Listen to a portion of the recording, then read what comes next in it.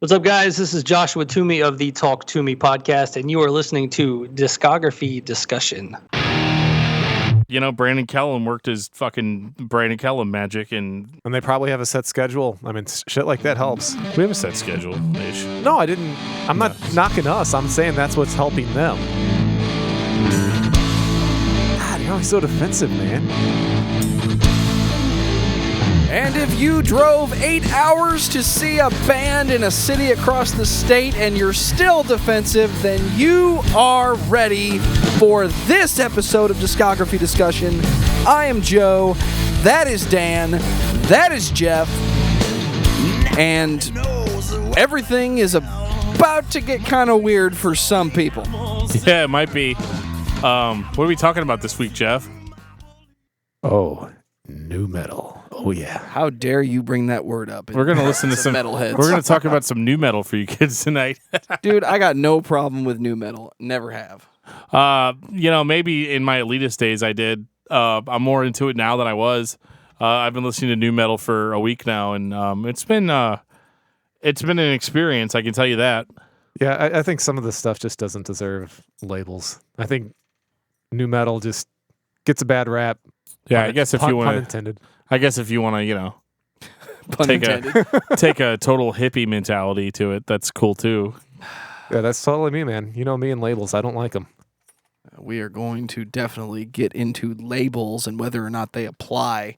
I know that I've always had a problem with labels in new metal because if you really break it down, and I should probably save this for when our guest calls in, if you really break it down, the thing about new metal is there really is no label that applies. Not really, no. It's more of a timeline. A lot of the bands don't sound like each other, but we'll save that for later. And I decided if we were going to talk about new metal that we needed to go to the expert, the guy that might know more about new metal than Joe does. And how dare you? So we have a very special guest this week, Mr. Joshua Toomey of the Talk Toomey Podcast. How in the world did you pull that off? Well, I sent him an email and was like, I just have to convince him to be on the show. And then I was like, hey, do you want to be on our show? And he was like, okay. I mean, I don't know. If you listen to metal podcasts, you've already probably heard of Talk To Me. So I don't think he needs any introduction at all. Let's get him on the line. We'll get him on the line. Hey, everybody. Before we start talking to Josh, I just wanted to take a minute to say thank you to everyone who listens and thank you to our subscribers. If you are not a subscriber, you can find everything Discography Discussion at discussmetal.com. We are on Google Play. We are on iTunes. We are on Stitcher. We are on TuneIn Radio. So if you have an Amazon Echo product, you can say to it, Alexa, play the latest episode of Discography Discussion, and she will.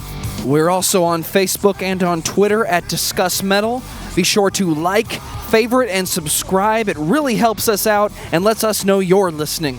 If you are not a patron, you can become one at patreon.com/Discuss Metal. Without further ado, here comes Joshua Toomey. Yeah, so when you emailed me and said, like, yeah, you want to talk about Pantera or we could talk about new metal. So, full confession, I hate Pantera. There it is. Man, they're my all-time favorite. So. Oh, they're great. Don't get me wrong. I almost wrote you back like, I really want to talk Pantera. But I'm sorry. Well, here's the thing. We had a Pantera episode lined up. Like, we were going to talk about Pantera. I was going to swallow my pride. I was going to admit that they're actually a great band, all that stuff. And then... So is it actual Pantera you hate, or is it like everything around them? It's Phil. Yeah, okay. Let's be honest. It's Phil. It's the whole tough guy, ultra masculine persona that he puts off. I'm not even really going to go into like the racist stuff, right? But it's like, I mean, I get me wrong. I mean, the music is fantastic.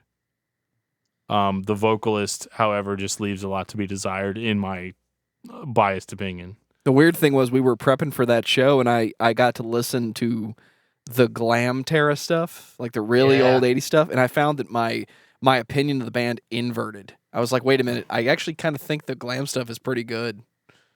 What's wrong with it's funny. I've been a huge fan of Pantera since I was like 13, 14, so the early 90s.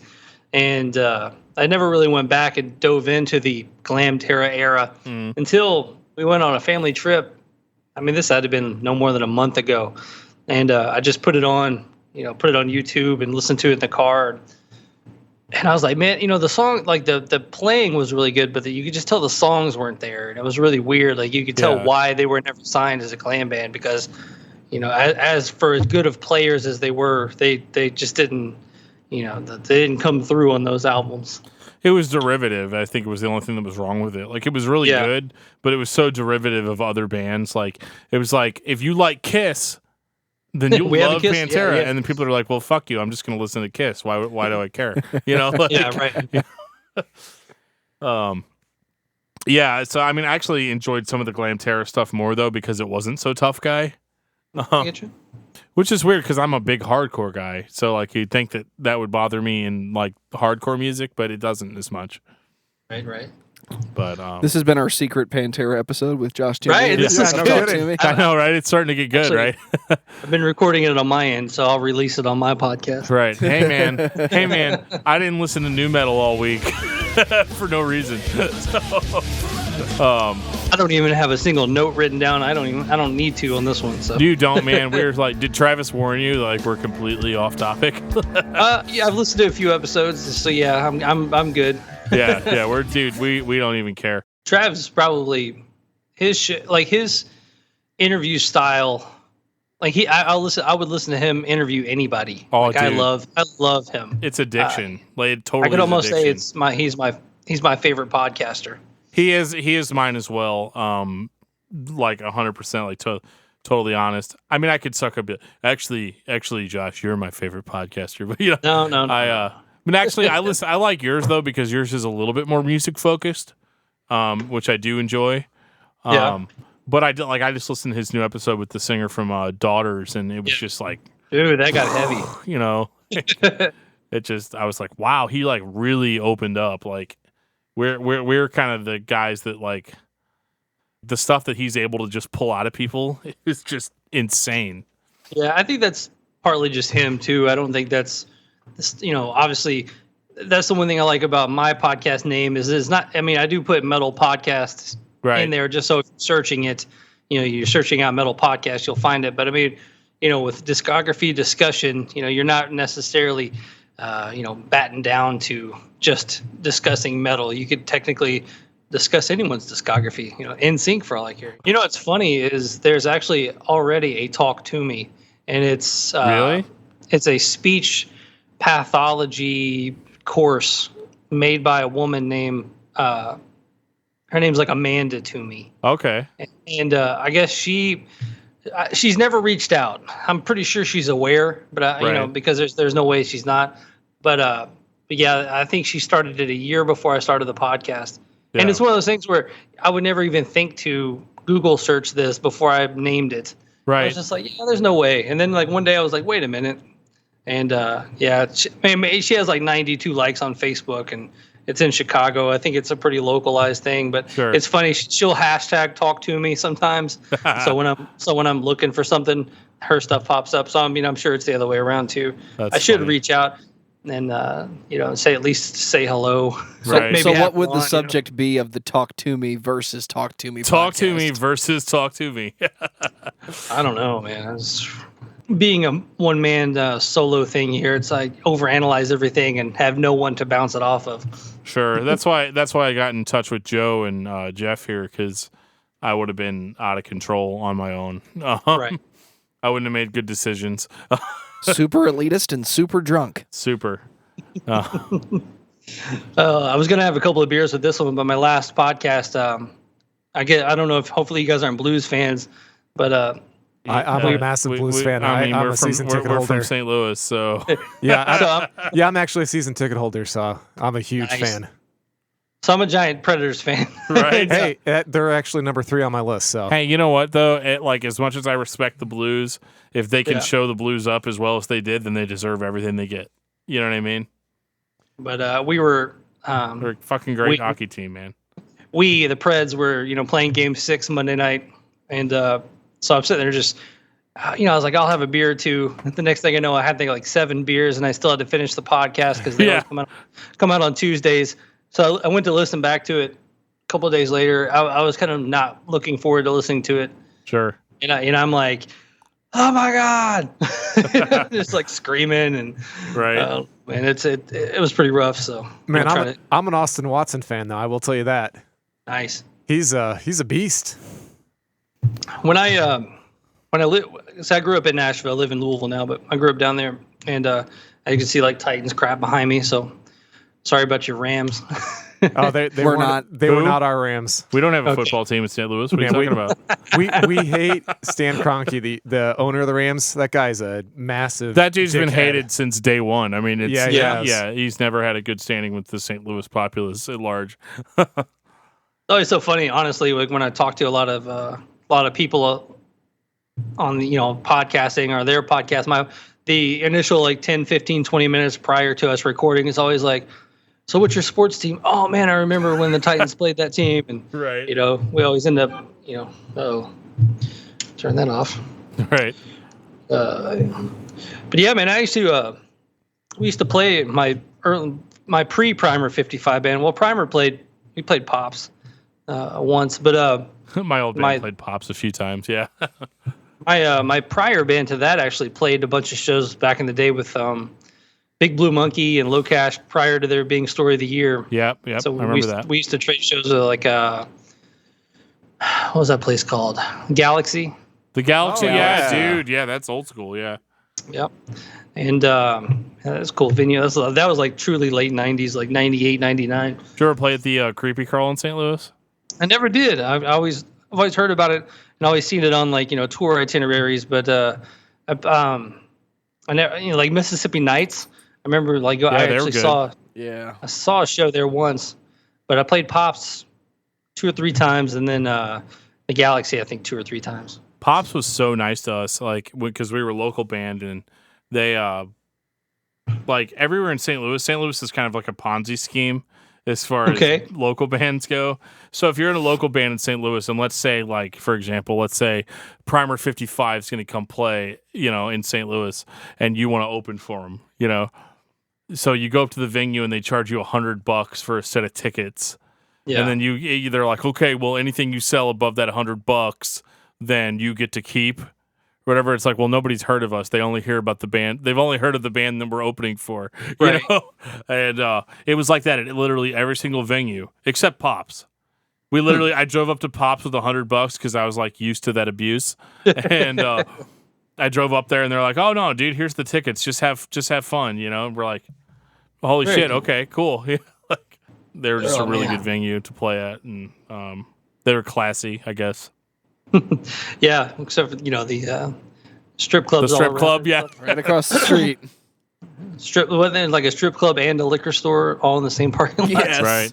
Well, we always wondered too. We're like, oh man, all the touring bands that roll through here. I wonder if they know that like East St. Louis is somewhere they're supposed to avoid. Oh yeah, well, I mean, I think you could kind of tell. Yeah. but yeah, that's always good times. Yeah. Dan, do you want to introduce our guest for those that do not know? Yes, this is Mr. Joshua Toomey from the Talk Toomey Podcast. He's a legend at this point, man. Like, maybe he wouldn't admit to that, but he's a legend to us. Us being nobody, and I'm very inspired. I like the quality of guests that he has. This dude has awesome people that you want to hear him talk about literally every week. I'm glued to it like a soap opera. Well, thanks for having me on, guys. It's a pleasure to be on here. Yeah, man, it's an honor for us for sure. Absolutely. I was just gonna let you talk. I liked what was going on, so I was just sitting back and listening. Right. Yeah. So we when we were emailing back and forth, I was like, we do Pantera or new metal, and eventually we are going to do a Pantera show. And honestly, at this point, if you enjoy talking to us tonight, maybe that'll be your return. It's the Part 2. It's the Pantera, overview where you guys can all explain to me very carefully how I'm wrong, and because I'm sure I am. I have a very weird view of Pantera, and it's not consistent. It's a little bit hypocritical, So, but we can get into that at a later time. But I like the idea of nu metal because we've been talking about the idea of doing episodes that are kind of a genre overview, like not to be the genre police, like put everything in a category and go with it or whatever, but just kind of like we wanted to do kind of like what's the deal with nu metal? Why does everybody hate nu metal? And is it a justified hatred or is it not? I think in the long run, I think nu metal got a bad rap. No pun intended, I guess, but got a bad name over time just because of how diluted the pool got. Sure. When you started out with just a handful of bands that didn't necessarily sound the same, but still had kind of the same qualities. Yeah. Then you had like that second wave of nu metal bands that pretty much had a formula and just kind of watered it down, and then it kind of became 80s glam to me. It became very silly. And, me being kind of in the middle of it all, too, at the same time, I mean, I kind of sat back and looked around and I was like, man, this is getting really bad. And, right. And for the longest time, and we'll get into it, but for the longest time, me being able to say that I was in a band like Primer 55 was never the cool thing to say. It was always like, I was in a couple of bands. Oh, yeah. And like people may or may not remember that band and this, that, and the other thing. But with the podcast and talking to people and being able to kind of relate to a lot of people, I'm having more people come out and say, you need to promote that you were once in Primer 55. That's something that not a lot of people got to do, and right. Tour like that. And it's almost come back around to where like Poison is selling out arenas again. Now saying that you're in a nu metal band is actually kind of cool again. It's kind of weird. Right. Yeah. When we were in Kansas City, I was like, I need to prep up on my nu metal because it's been a while, and so I listened to, and again, like I did on the Travis episode, I'm not trying to suck up in any regard, but like I've got the 2 Primer 55 releases, like I've got, I was really into that stuff when it was like really relevant, I remember hearing This Life on the radio, and like I thought like, dude, this band's going to be huge after this. Like that's, that single was just like, oh my God. They're like, cause the first album is great. It's got that like rappy, it's got this attitude to it, that permeates the record. And I really liked that because I was really into bands early on, like Primer 55 and like Head PE and like that kind of sound. I was never really into Limp Bizkit very much. It's funny because I would show people like Head PE and I'd show them like Primer 55 and they'd be like, why aren't you into Limp Bizkit? I'm like, because they're douchebags and these guys don't come off like that. Right. And, but we were. So. It's funny. I'll piggyback on your This Life story. And in full disclosure, I was not on either of those albums. Yeah. And I had actually auditioned prior to the new release coming out. Uh-huh. And they actually went with Kobe, whose picture's on the album. Right. And during the touring cycle for the new release, Kobe left, and Bobby Burns had called out, reached out to me and said, "Hey, man, are you still interested? We have a tour." He basically called me and said, "We have a tour in like 5 days. You want to do it?" And I'm like, "Well, hell yeah, I want to do it." Yeah, but, let's do it. But so onto your This Life thing, I actually got a CD sampler, and to put it in, and This Life was on there. And man, as soon as I heard This Life, I was just like, I was bummed that I didn't get it in the first place, but man, I was like super bummed when I heard This Life. I was like, man, this is about to blow up. This is about to be the biggest band out there, and blah, blah, blah. But right. All that stuff happened. And then, the 9/11 happened, and, everything pretty much stopped and blah, blah, blah. But yeah, man, when I first heard This Life, I was totally blown away. And I was just like even more bummed that it didn't originally get in Primer 55. Right. Well, because like I was singing in bands that went nowhere before that. And I remember when I heard This Life, I was like, dude, I should start like the whole screaming thing, like that's, I like the way it sounds on This Life. And, it's weird too, cause like you look back at it now and you're like, well, that screaming isn't that like intense or in your heart, but like, I got, and that's the funny thing is the times that I had seen Primer 55, I probably watched you up on stage playing it, like,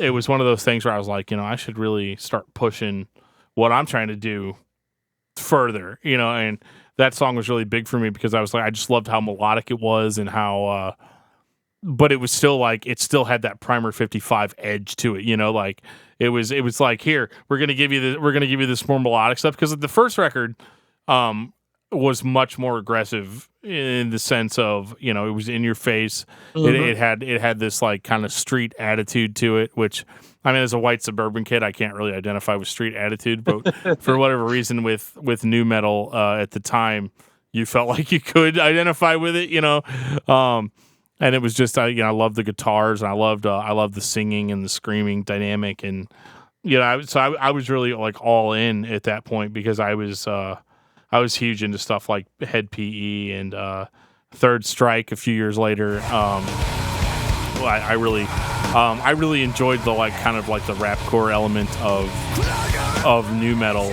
which I think is one of the things that most people don't like. Right. No, I loved it all the way back in the day, when it first started popping up. So right. So yeah, I've always been a huge fan. It always had just kind of like not necessarily a party vibe, but it always seemed to be maybe a little bit more upbeat than thrash. Right. Well, thrash kind of got a little boring, I think, at that point. It had kind of run its course where it was like, I mean, you'd listen to a Slayer album and it was like, yeah, it's really good, it's really technical or whatever, but like they weren't the same. Yeah, they weren't the kind of songs that would stick with you. Like you'd listen to it, you'd enjoy it while you were listening to it, and then when it was over, and you didn't really remember anything. Yeah. Oh yeah. No, it was nu metal came out at a time where I was big into, I was huge into Metallica, probably one of my all-time favorite bands, as I like to say, but Metallica, Pantera, all that stuff, early 90s. And then, as time was going on, everybody was starting to get into a little bit more into Faith No More, a little bit more into Helmet, a little bit more into, things like even Biohazard started coming out. And sure. Then, Judgment Night soundtrack, I think, was a huge stepping point for nu metal. Just going back with all those great collaborations between, like Sir Mix-a-Lot and who did they do it with, like Mudhoney and Sir Mix-a-Lot? Yeah, and, I remember all this, yeah. All that stuff, and Helmet and House of Pain, and 92, 93 was just leading up to what I think with the birth of nu metal would obviously be that, Korn's debut in 94. Right. And when that came out, I was a buddy of mine, we were living in Nashville, and we're 15, I think he's 16, 17. And we drive up to Bowling Green, Kentucky, which is about an hour and a half away, just as a crazy late night teenager road trip. And we go to the mall, and this is when Blockbuster Music had listening stations where they would open up any CD you wanted. Yeah, I remember that. Yeah, and they would let you listen to it, prior to buying it. And I had heard of Korn from Metal Maniacs magazine. Did a special on Foundations Forum like 93. Oh, wow. And there was a small picture of Head down in the corner, and I was like, man, that dude looks crazy. That's when he had his little spiky things going on. Yeah, and, there's the 7-string guitars and the baggy clothes. I mean, all of it just like as a kid, being like, I think I was probably about 14, 15, and just seeing all that. And I'm like, man, this is something different. And so when I heard the album came out, we went and listened to it. And just that ride cymbal at the beginning of Blind and just the whole build up, is just like everything kind of came together. And, I hate to say it, but in 94, when that Korn album came out, I think it like totally changed my life, changed my musical life completely. Sure. That's one weird thing about Korn that I think we've talked about before, but, Korn gets the blame for creating nu metal. But the further on they go into their career and the further on that you start to define what nu metal is, the less it applies to Korn directly. Yeah. But it's still cool to me that, like, yeah, this is why I like nu metal. Why? Because it's fun. It was definitely always fun. That was the one thing. I mean, we would go to all the shows, and it was heavy. It was, down-tuned. It was all that stuff. But at the same time, it did seem a little bit more uplifting rather than because growing up, Metallica, Pantera, I was also, as my latest episode of the podcast, I was a huge Obituary fan. I was a huge right. Deicide fan. Right. Listening to all that stuff too. So I guess that's what always makes for a funny guest list on my podcast because, a lot of new metal guys, but at the same time, I'm like, I'll jump on a chance to talk to a dude in Deicide or Obituary. Well, that really worked out for you, though, right? Like with the Deicide one. I listened to that a few weeks ago. Kind of because I had heard about it. I heard about it before I even did podcasting or anything like that, and I was like, "There's this podcast, and Glenn Benton from Deicide's on it, and he talks a bunch of shit on Slipknot, and like it became this big thing, and it was so funny too." Because I was listening to it, and I was like, he doesn't even say anything about Slipknot, and like Glenn just kind of pushes it, Yeah, I was honestly, man, that whole conversation, and not to jump off topic, but we were, I was just like, who would I like to talk to? And Glenn was obviously one of those guys when I was, I was 12 listening to Deicide, and Upside Down Crosses burnt in dude's forehead, and obviously, all my friends were like, dude, you gotta get Glenn. So I reached out to their label, and I'm like, hey, I'd really love to talk to Glenn Benton. Can we make that happen? And they said, yeah, man, it should be no problem. And I was sitting on my couch one day, and I get an email from his publicist, and he's like, Glenn will be ready in 15 minutes. And normally any other time of day, you tell me 15 minutes, I'm not gonna be able to do it. I have kids, I work. But it just so happened I was home, and I looked at my wife, and I was like, I can call Glenn Benton in 10 minutes. So I gotta do this. And so I came down to the basement, called him up, talked to him for whatever. And as soon as he said that, Slipknot or Corey Taylor, blow me and all this stuff, I knew as soon as he said it, I was like, that's the Blabbermouth headline right there. Oh yeah. And actually, I reached out to him through his publicist again for my episode 100 because I was going to have him come back on. Right. I was trying to find like a good celebratory 100th guest, and he wrote me back saying, he's like, Glenn actually doesn't like to do press, and that on the last album cycle, I was the only interview he did. Oh, wow. I was like, wow. Okay. I wrote him back. I was like, well, at least we did our job. It's a big honor, though. I mean, that he talked to you and didn't talk to anybody else. Yeah, that was crazy. That was honestly one of my favorite episodes because Glenn Benton, he's just a character, man, and yeah, right. Just hearing what he had to say about stuff was just it was a lot of fun for me, especially because I came from a really big Christian background, so I remember being younger and listening to stuff like Deicide and people being like, how can you relate this to your views on Christianity and all that? And I was like, man, it's a band and it shreds, and I don't have to be limited by what their lyrical content is. That's him, that's not me. And so it didn't bother my enjoyment of the music at all. And well, I think with all that stuff, you can only take it at face value anyway. It's not like you're going to start, sacrificing lambs just because you listen to a certain album. I mean, I always wanted my music to have a little bit of an evil side to it. So, I mean, how much more evil can you get than Glenn Benton? It's not like I listened to it immediately, began worshiping Satan or anything like that. Where can I buy a good sized pentagram to wear around my neck? Yeah. Right. Amazon.com. Right. Yeah, you can get them in 2 days or less. Back then it would probably been, Spencer Gifts or something. Right. Yeah, I think we actually still have a Spencer Gifts at our local mall. St. Louis is I don't know if you remember, but St. Louis is still very tied to the nu metal movement. Everybody in St. Louis it's all Tool, Korn, Deftones, Limp Bizkit. That's Limp Bizkit. It is still to this day. We were trying to play hardcore in St. Louis. It was really more modern, part of more what you would call the screamo or metalcore movement at that time. That was our band, and we kept when we would play shows, every other band would sound like Deftones, or they would sound like Mudvayne, or they, it was and this is in 2006, 2007, well beyond those bands, I guess, quote unquote expiration dates, Well, that shit still gets tons of radio play out here. It's insane. Well, I thought it was kind of odd that the Guns N' Roses just announced their show there, and Deftones are opening.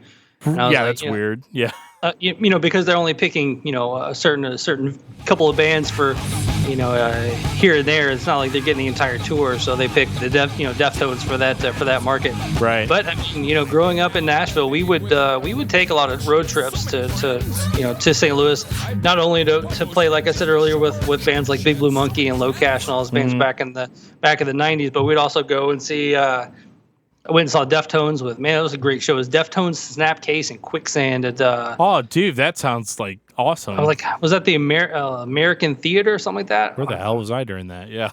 But yeah, and what an amazing bill. Like, Snapcase, for sure. Snapcase is another one of those bands I loved. But yeah, so we would go see. I think I saw Family Values there too. Well, and like Deftones, especially being a band, like Korn, that is heavily credited with being the originators of nu metal, but like the more you look at Deftones, the more you're like, yeah, it's not really. I mean, you look at like Adrenaline, yeah, I could see that being nu metal, but I mean, anything beyond the fur on is something else entirely, Yeah, I remember I worked in a used record store in high school, and had a couple friends that would come in, and they would, man, Korn's great. I'm like, yeah, but if you like Korn, you got to check out this band called Deftones. And right. And I sold a few copies of Adrenaline, and I actually had a friend of mine reach out to me not too long ago, and he was like, I still want to say thank you for turning me on to the Deftones back in the day. I'm like, wow, that was years ago. But yeah, Deftones, they definitely they definitely went their own way. But I think that first album, even around the fur a little bit, and then even Back to School and White Pony, they still had their New Elements tinge to them, but sure. Even recently they've come out and kind of poo-pooed that, and they've always kind of turned their back on the nu metal side of it, not one to be lumped into that category, but they're definitely in that nu metal category, no matter if they want to believe it or not. Right.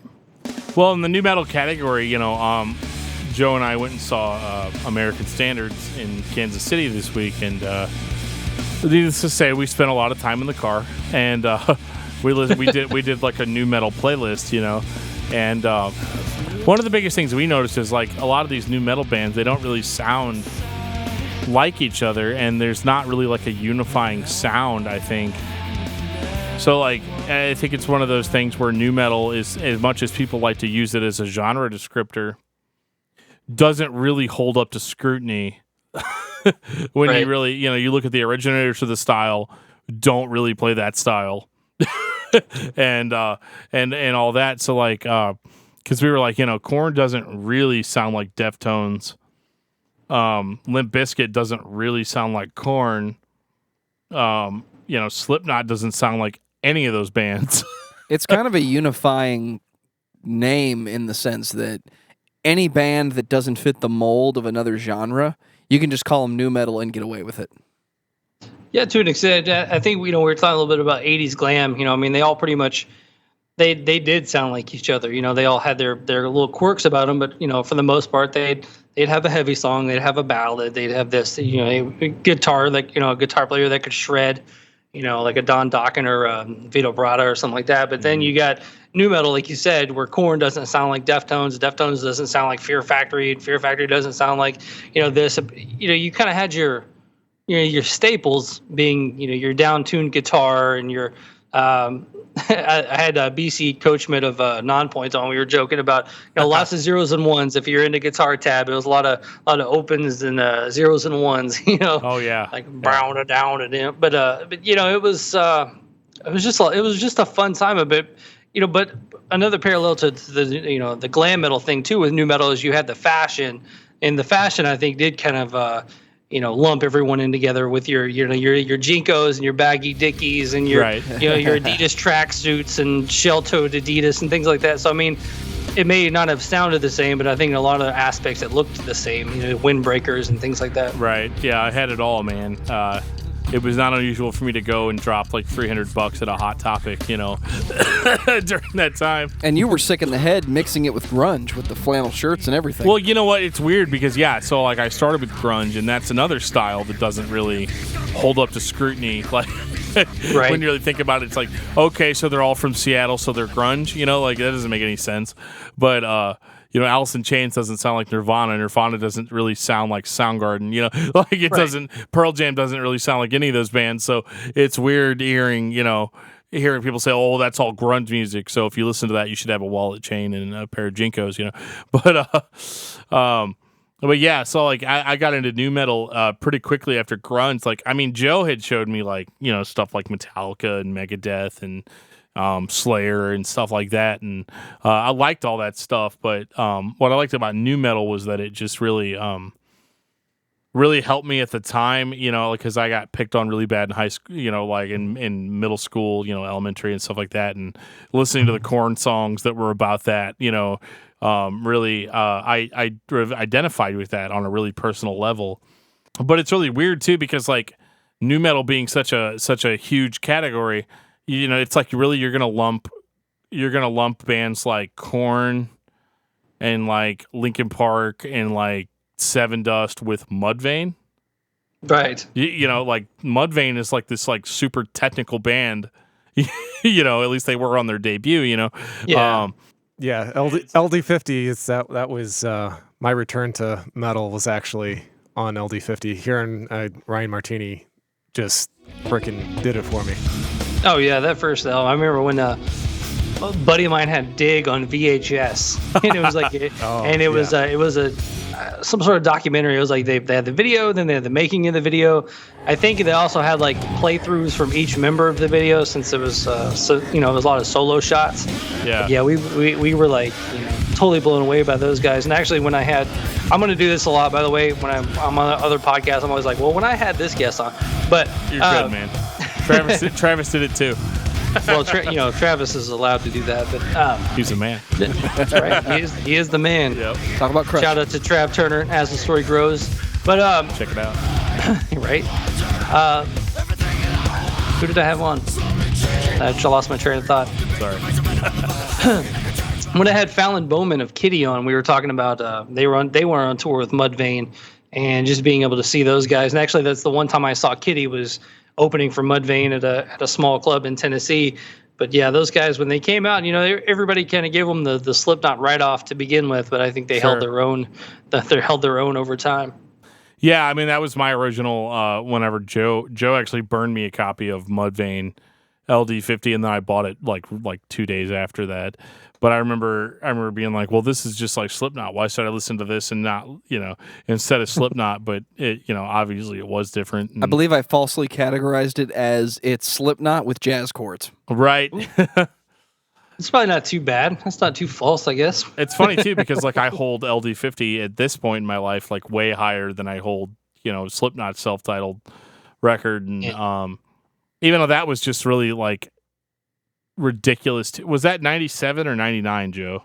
For LD50? No, Slipknot. Slipknot would have been 98 or 99. Okay. Yeah, LD50 is 2000. In the 2000s, I believe. Yeah, it's 2000 or 2001 for. See LD50. how good we do our research. When I first heard of Slipknot, I saw a picture of them before I heard anything, and I was like, oh, this is cool.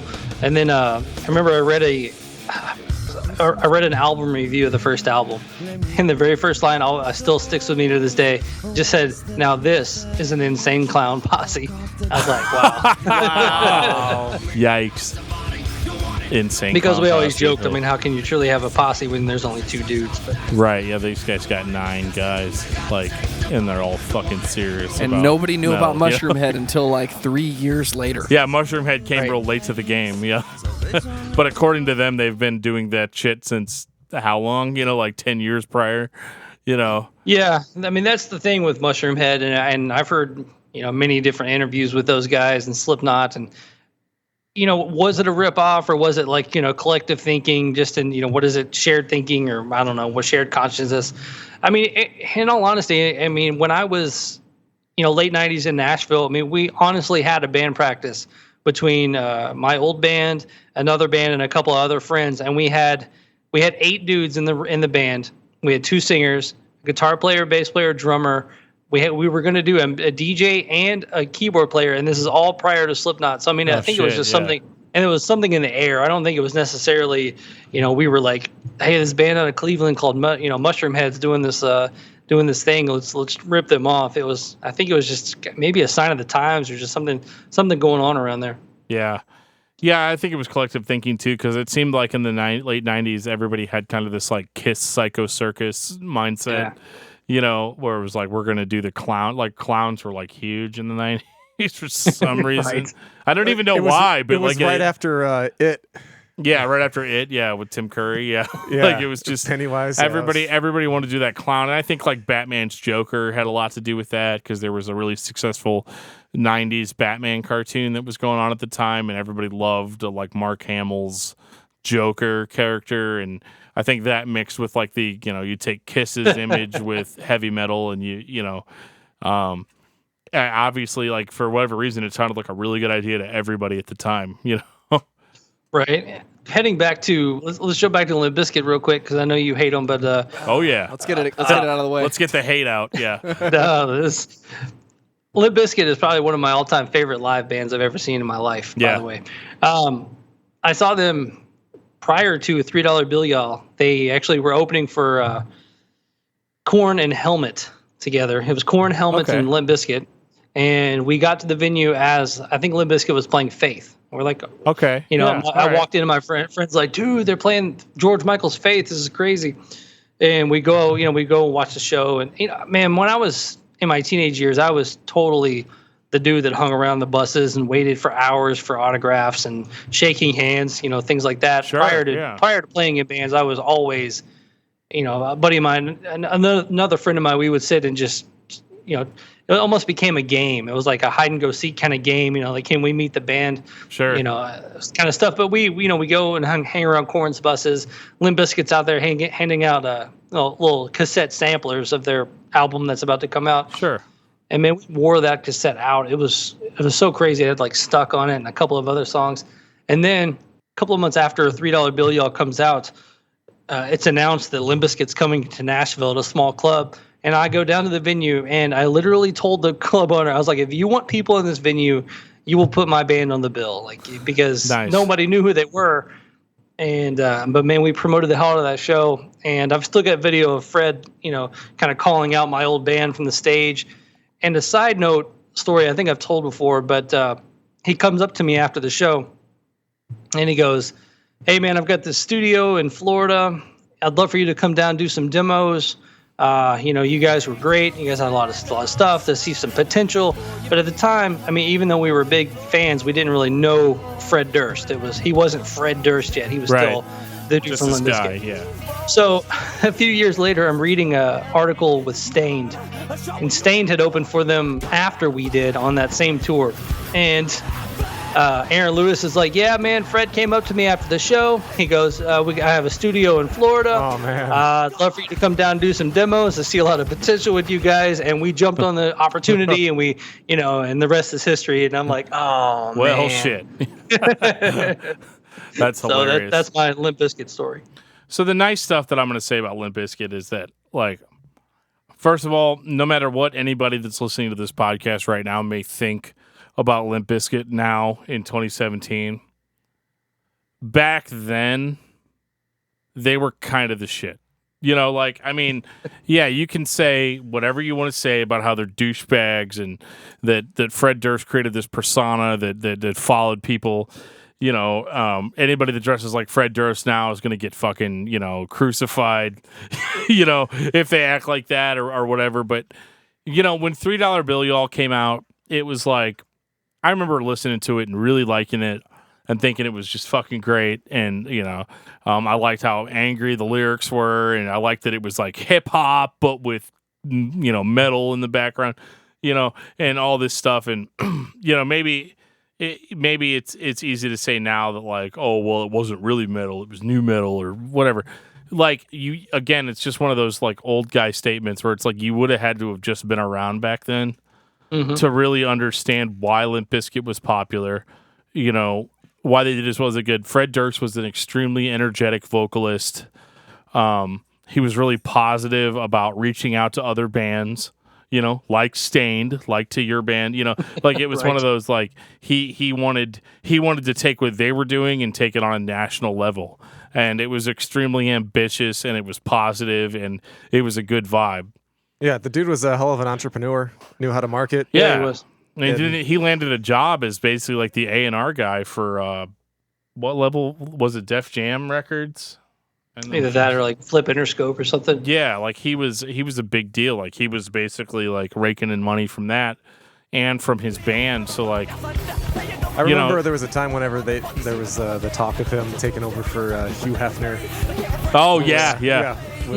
He'd have done it too. Yeah, for sure. Well, with that guy, with Fred Durst, meeting him when I opened for him. Literally, I graduated high school, and then like 2 months later, we opened for Limp Bizkit. Like we were, that's how kind of quickly it kind of came along. But it's badass though, at least at that time. Yeah, it was good. He had that it factor, like if you that magnetism that some people just have, and honestly, I hadn't met anyone else like that until I met Bobby Burns from Primer 55. I actually met them randomly at a show. Like they ended up, they were supposed to open for Stained, but Stained ended up canceling, and Primer. So Primer played an extended set, and then I met Bobby after. And this is when I was in my local rock star phase, and I'll go up to Bobby and talk to him for a little bit, and he just had it too. It was such a crazy thing to be around. And so when I got the opportunity to even audition for Primer, I jumped at it because I'm like, this guy's going places kind of thing. Oh yeah. Honestly, like, and I'm surprised actually that Primer didn't get bigger than they did, because I listen to those records and I don't hear anything that's like, okay, this is what's holding them back, or right. Like I didn't have that moment where I was like, this is gonna sound dated, or it's like I could still listen to more so on the new release than the first album. But I hear the new release, and there was a lot more experimentation with sound and stuff on it. And I think that was more of like a little bit more timeless than the first album. And I think that I just think Primer was definitely, like you said, if it hadn't been for the 9/11 stuff and the weird shift in music that took place after that, I think they would have been a household name, 100%. And they were to some people. I mean, shit, our local radio station on the Point still plays Primer 55. Yeah, at least twice a day. Oh, yeah. That's crazy. I didn't know that. Bobby had always joked that he wished that I would have joined the band earlier, because honestly, by the time I joined the band, they were so dysfunctional. Right. Like it was one of the most dysfunctional vans going down the highway ever. Sure. Bobby and Jason hated each other. Bobby and Preston hated each other. They all hated me. Like I was starting to hate them because, I had toured, most of the country in my band out of Tennessee. Right. But when it came time to, when we started doing actual national tours in Primer, we toured with Dope at one point, and just, a lot of that type stuff, doing the bigger tours, I'm like, here I am, let's do this. It's about time. Right. But then at one point it just became like, this is what it is. This is what I get to do. It was just so much like venom and hatred going on in that band. And then we ended up breaking up shortly after that in like early 2003. Right. And then 2007 came around, and we actually did another about 6-week run. And it was more of the same, and Bobby ended up keeping the name and kind of doing he was the only original member for a long time, right? Until he finally, I think he finally shut it down. I think in 2015. Wow, that went on a long time. Because even in 2003, I think you may have noticed too, like when you're playing shows, that there's probably like kind of a shift in the music, like in the sense that people weren't really looking for that sound as much, because I remember like pop punk had exploded. Pop punk, emo was huge. And then pop punk, thankfully led to, more of this, like they started incorporating more screaming into the music, and then you ended up with like the screamo stuff. And then, which eventually, people were willing to give bands like As LA Dying and Killswitch Engage, like they're willing to give those bands a chance, which is funny because I listen to those bands. And a really good example I like to use is Il Nino. Mm-hmm. Il Nino started off as kind of a more nu metal band that had no issue just moving straight on into the metalcore stuff. They literally just did what they did before, but added a little bit more of like that Swedish Gothenburg type shit that was, it's not shit. We're going to be talking about it literally tomorrow, but it's they had no trouble transitioning. I think Slipknot had a little bit of trouble transitioning out of what they were known for, but kind of really came back in a huge way. They were unstoppable. Mudvayne kind of stayed relevant somehow too. Like bands like Disturbed stayed relevant, and Korn stayed relevant, but they it seemed like they were all doing so much to try to differentiate themselves from where they started, which is kind of sad, It's kind of funny. We had transitioned in Primer, and our last tour we did, it was kind of funny. If you look back on pictures and stuff of that tour, I've got dyed jet black straightened hair, right, with eyeliner and black nail polish, and we're all in black, and we looked like emo kids. Sure. But prior to emo being a thing, it was kind of funny. Music was kind of taking that direction, and even on that Primer tour, we're out there playing nu metal, but in the van, we're listening to all the pop punk, and even the all the early days of like metalcore, and even through all that, like I said earlier, I was listening to Snapcase and Hatebreed and all that stuff too. Right. So it was always kind of funny to be in a new metal band when you're all over the place musically, like I've always been. But talking about Stained, I think that they were one of the bands that were able to write good songs, and they had their nu metal moments, but I think at the core of the band, they were always just a good singer-songwriter kind of band. Sure. I mean, Aaron Lewis has been making huge waves in country music, Yeah, that's crazy. Lately, which it's crazy, but if you really think about it, if you look at the songs by Stain that were the most successful, I mean, sure, Mud Shovel was cool, Raw was cool, Break the Cycle. Break the Cycle's a really interesting album in that everybody bought it, but they bought it for like the acoustic songs. They bought it for It's Been a While and Epiphany and Outside and all that. And it's weird hearing that because like you listen to the other songs on Break the Cycle and they sound like the same shit that was on Dysfunction, like. Right. Yeah, they were always a band that he's definitely not too far fetched from what he did in Stained, and even to if Fred Durst would have gone country, everybody would probably give him the old cockeye or something, or sure, or a country Jonathan Davis album or something. But Aaron Lewis going country, you're like, yeah, that sounds about right. Right. Worked out for Kid Rock. Yeah, true. Everybody loves Kid Rock in the country, scene. Yeah, that guy he was able to just go through all boundaries of music. It's insane, that guy's career. I was never a huge fan, but always kind of kept up and respected what he did, but not necessarily something I listened to. Right. Well, and it's weird too that like we talked about Insane Clown Posse earlier. It's kind of weird too that a lot of the bands that played nu metal or continued to play nu metal throughout the 2000s kind of started being like adopted by the ICP community. Yeah. Like Mushroom Head, I think just recently played like a Juggalo festival and all that stuff. And it's hard for me to talk about because I have like, if I could have like a negative respect for a group, it would be the Insane Clown Posse. Like I don't get it. I don't want to get it. I don't, I've moved on from that. Like I understand why they were popular in the 90s, but like the people that are still around that still swear by them that are like, in their 40s and like, I work as a broadband technician, but on the weekends I put, con makeup on and I go and see Mushroom Head and, I go and see Mushroom Head and ICP play it. It's like, what the fuck is that? Like, Yeah, it's funny. The Gathering of the Juggalos, if you look at the lineup, every year they have a couple of bands. You're like, wow, I can't believe that band's playing there. Or they have comedians that you would never think that would go and do a Gathering of the Juggalos type thing. Right. And actually, the last show Primer played before I joined was the 2002 Gathering of the Juggalos. Wow. And I could see that, though. The first show they played after I left was the 2008 Gathering of the Juggalos. So I never actually got to play it. I was one show off on both ends of my career.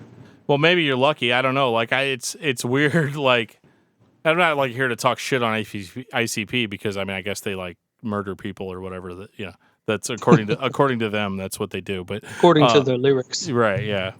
But, according to their lyrics, too, they don't know how, like, magnets work. And, it's what, that's what blew my mind. Like, because I remember being in high school and, like, everybody in my high school was, like, really into ICP. And, like, I could get away, like, if I wore a Slipknot shirt or something, they'd be like, all right, this guy's okay, But, like, I remember it being this kind of weird time where, like, I remember I was hanging out with a couple of my buddies.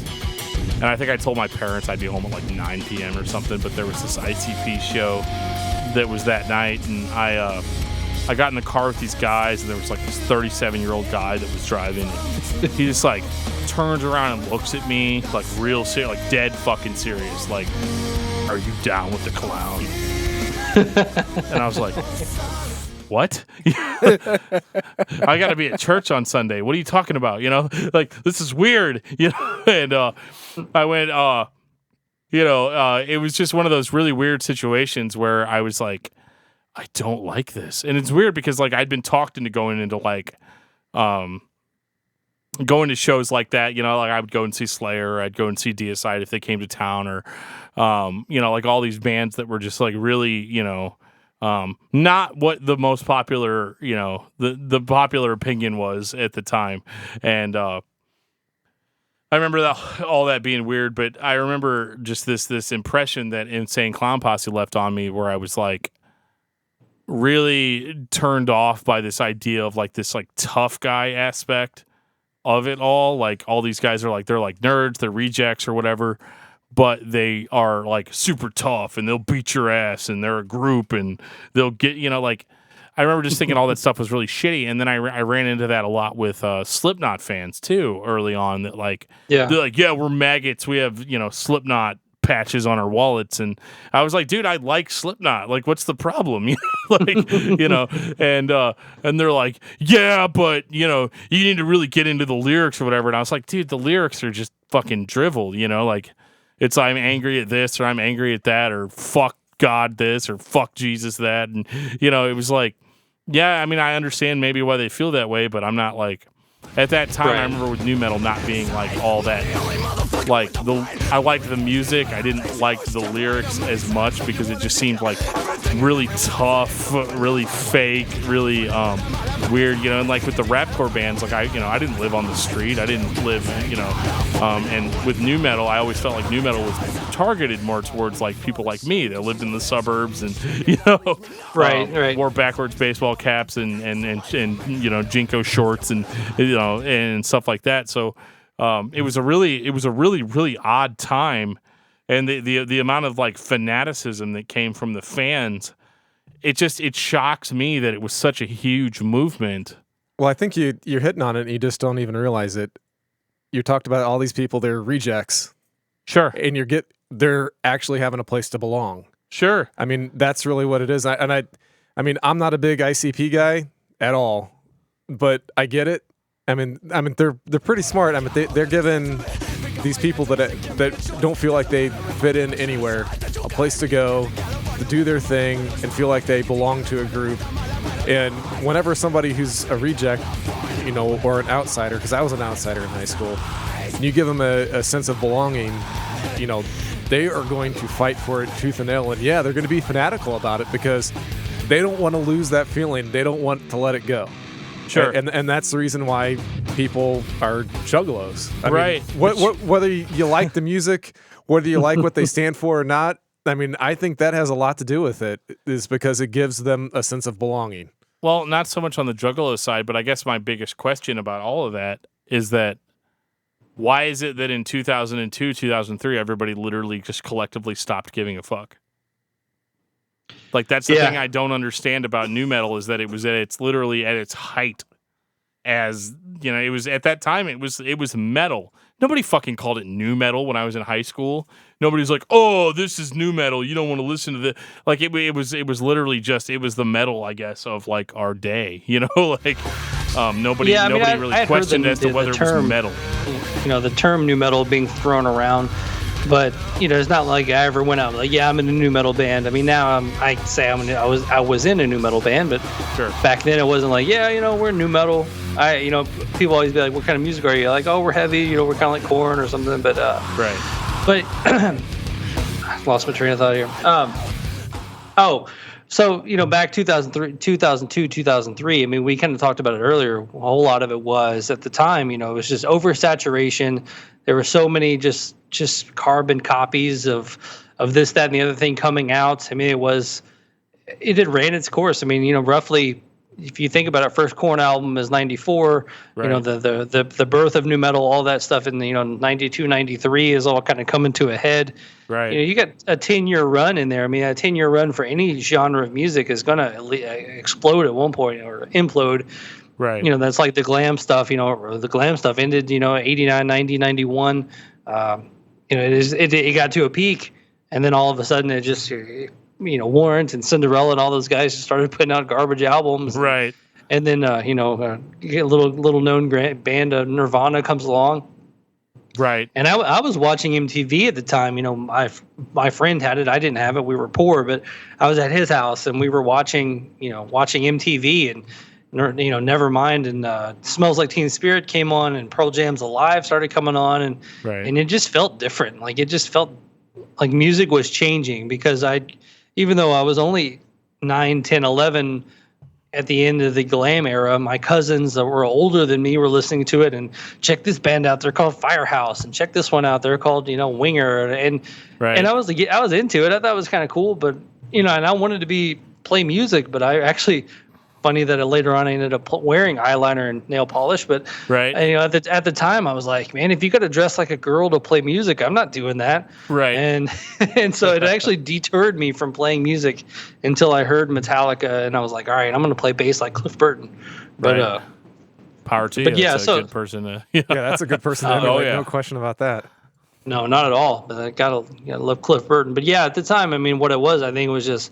It's oversaturation. It just became almost a parody of itself. And then, 2003, 2004, you're starting to see Lamb of God pop up and Killswitch Engage, and all these bands are starting to come out and like actually play metal again. And I think it was just time. I think Atreyu brought the guitar solo back, and Avenged Sevenfold brought the guitar solo back, and it just came back around again. I think it was just a new generation of fans. Yeah, I think so too. I think I remember. Getting into 2006, 2007, and I graduated high school out of, I guess, 2004, so I would have been graduating a little bit after the nu metal movement. I keep forgetting how much older I am. Yeah, I know you're an old fart, Geoff. But I remember our band. We had a band that played like a nu metal-ish style, starting off, and we played at our high school, and I remember the first year we played, it was like nu metal, like Linkin Park had just become huge, and we, unless my timeline's all fucked up, but I remember everybody liked that melodic vocal or whatever, and so I did that. I would sing or whatever, and people liked it, and they were all into it or whatever. So like literally a year later, we came back, I guess in 2004, Joe, or was it 3? 3, okay. We played again, and we were the same band, and I had been listening to shit like Norma Jean and Converge and like all this stuff. So like we get up on stage and like literally all the singing's gone. And I was just, the whole time, and it was just like chaos and feedback and stuff. I remember all these dudes in Slipknot shirts were like, because St. Louis is like really fucking behind, so like, all these dudes in Slipknot shirts are like, dude, what song you guys should cover? You should cover that song, Let the Bodies Hit the Floor by Drowning Pool, and it'd be so cool or whatever. And I'd be all like, well, the shit that we played was like way heavier than that, like, do you guys listen to, good metal? And, that was the beginning of my asshole elitist days, like, nice, yeah, everybody has them, whether they want to admit it or not. Whenever they start listening to music that they identify with stronger than what they had before, there's this almost denial, of, oh no, man, I was never into shit like that, like, even though, it's like, dude, 2 years ago you used to come to school in like big baggy pants and Adidas shirts, and you had these wallet chains and shit, like, but I mean, what the fuck is that? Like, oh yeah, it changed dramatically over 2004 to 2007, 2008. The whole baggy pants were gone, and you were wearing girl jeans and all this other nonsense. So yeah, it was a cosmic shift in the world. And actually, that almost cements what I was saying earlier about, for a long time it was not cool to say I was in Primer 55. It was kind of like almost a black mark because of people that were into it at one point became a metal elitist and like, oh, well, you're in a new metal band, fuck you. Sure, and then now we're back around again to where we're all old people. And, it's like, wow, that was cool. You were in a new metal band. It's same thing, man. The band I kind of reference, it's a band called 12 Volt Negative Earth. We were out of Nashville. We had a couple albums out. It was a fun band to be in, but we actually did I don't know how long ago I told this story on the podcast, but when I was in high school, Fred Corey, the drummer of Cinderella, moved to my suburb of Nashville, which is Hendersonville, Tennessee.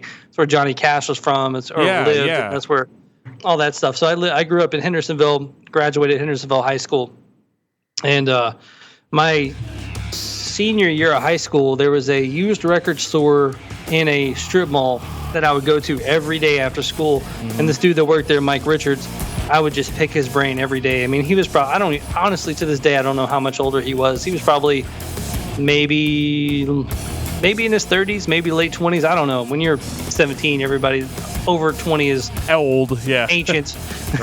But man, I would go in there every day and pick his brain. He would tell me about Vinnie Vincent and, all kinds of crazy stuff. Nice. And one day I walked in there and he goes, man, Fred Corey from Cinderella was just in here. He just moved to town and he built a gigantic studio, and he's looking for bands to produce. I gave him your number, and I'm like, oh, that's awesome. And because he recorded you guys, right? Yeah, he recorded the first early demos and then our second EP.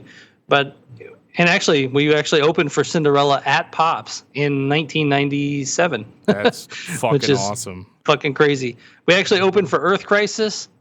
Or we opened for Cinderella, and then 2 days later we opened for Earth Crisis on the same tour. Yeah, that's the late '90s for you in a nutshell. You guys stopped eating meat after that, right?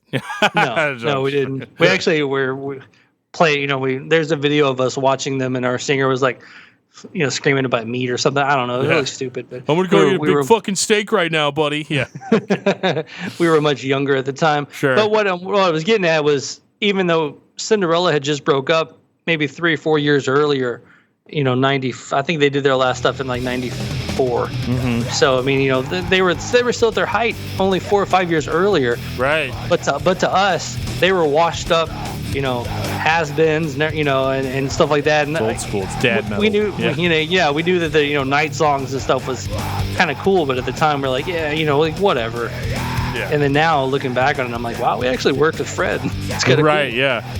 Yeah, like now it's like really cool, like then it was like, because I think nowadays, I guess because there's so many older guys doing podcasts and doing blogs and doing stuff like that, there's a certain sense of like, no man, all this shit that I used to like is actually really cool.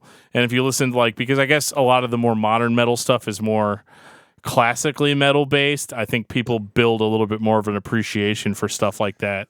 Whereas with new metal, it was like almost a straight rejection of hair metal, Oh yeah, absolutely. And at one point, we actually lost our drummer, and Fred wanted to be in the band. Oh shit! And we actually said no to him. Oh my god! Because we didn't want to be, 12 Volt Negative Earth featuring Fred Corey of Cinderella. Like, even back then, we'd be like, yeah, Fred Corey from Cinderella produced our album, and we'd get like somebody looking at us cross-eyed. Just okay, great. So so for the show, should we have a whole bunch of hairspray ready?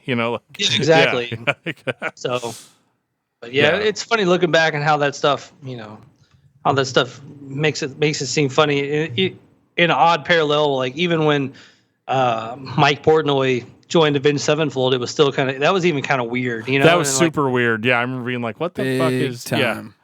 Yeah, I remember that being really odd. And then he would come to shows and he would just get up there and play one song. Yeah, right? Yeah. All right, Josh, settle an argument that no one in this room is having. Is Rage Against the Machine new metal? Oh. I would lump them in the new metal category. I wouldn't see why not. I think they have all the elements, and they were probably one of the fathers of it. Those guys, and the first Rage Against the Machine album. Honestly, I remember seeing those videos and just thinking it was garbage, and then a couple of years later, it kind of clicked, and I was like, wow, this is actually really awesome. But the whole repetitive lyrics and screaming, things like that. That's a staple of nu metal. So yeah, they were definitely nu metal. I think it was an influence for sure, if anything. They're still one of the few bands that when I listen to them, it doesn't sound dated to me, even though I know some of this shit came out in 92. I think it sounds like 92, but that's just me. Their later stuff sounds a little bit better, but... no, that first album, I still listen to the shit out of that thing. That thing's amazing. Yeah, it's great. It's probably one of the best debut albums of all time. For sure. I would agree with that. Well, the influence of it is undeniable on nu metal, too. Like, just... Nobody was really doing that, like the hip hop and spoken word. And all yeah, that stuff. dude, it was different. It was cool, Guitar noises. Yeah. I still listen to it because that's like my high school days. So that makes me feel young. I remember a few years ago online, there was a video of like their second show ever showed up online, and it sounds like the first album. I was like, did they not have a bad? Did they not start out like every other band and sound like shit? Yeah, weren't they shitty before that? Like everyone's supposed to be shitty, Yeah, it was like their second show ever. They're playing like a college, cafeteria during the day. It's like all this other stuff, but the music on stage sounds like the first album, and you're like, man, motherfucker. Right. So I can't do a podcast for some reason without mentioning Christian rock bands and. I don't know what it is. I think it's just it's my upbringing. It's where I started, I guess. I'm one of those weird guys that's a metal commentator that started with Christian metal, because that's all I was allowed to listen to, when I was younger. And so anytime I would go listen to something like Slayer or Slipknot or whatever, it was like a rebellion, like. Nice. And that was better than me. My grandmother used to buy me Carmen CDs, if you remember who Carmen is. I got a funny story about Carmen that I'm going to save for a different podcast. But but have you ever heard of a band called Project 86? Yeah, I remember those guys. Yeah, they so let's say you're a kid in high school and everybody loves Slipknot and Static X and Mudvayne and shit. And then this band called Project 86 comes out on Atlantic or Tooth and Nail Records. But it was like a joint release or whatever. Their album, Drawing Black Lines, which I would still heavily consider to be a nu metal album, was literally like the best fucking thing that I had heard up to that point coming out of it. I mean, like you had POD and stuff before that, but POD always came off to me, and even to this day, still very kind of cheesy and, which is really weird though because their newest release wasn't that bad actually. Huh? Their newest release was actually pretty good, I thought. Well, POD was weird in that I could never figure out how that band got as popular as they did. Like they were. Well, they were the band that made it through 9/11, and honestly, they were probably one of the few bands that almost made a career because of 9/11 because of Alive. Right. I mean, that was like the anthem of the 2 days after. I mean, it's just like you could not have picked a better song to release, and on crazy to say for a tragedy like that to happen. But I mean, that became basically the anthem of we're all still here, we're all still alive, and everybody wanted to sing about it and have something somewhat positive. So yeah, they were of all the bands that talk about 9/11 ruining careers, and a friend of mine's album came out on 9/11. That was a Tuesday. So did Satellite by POD. Came out on September 11th. So that they pretty much benefited from a tragedy like that, to where her album pretty much went into the tank because all the record labels were in New York. I mean, the entire city shut down for months, and any kind of push promotion you were about to have was pretty much shot. It was gone. I know a lot of people use that as kind of a crutch, like, oh well, if it wasn't for 9/11, that we wouldn't have this, we wouldn't have that. But I think in a lot of ways it was true. Yeah. And the other thing that's great about POD, they launched Katy Perry's career. Did they? There you go.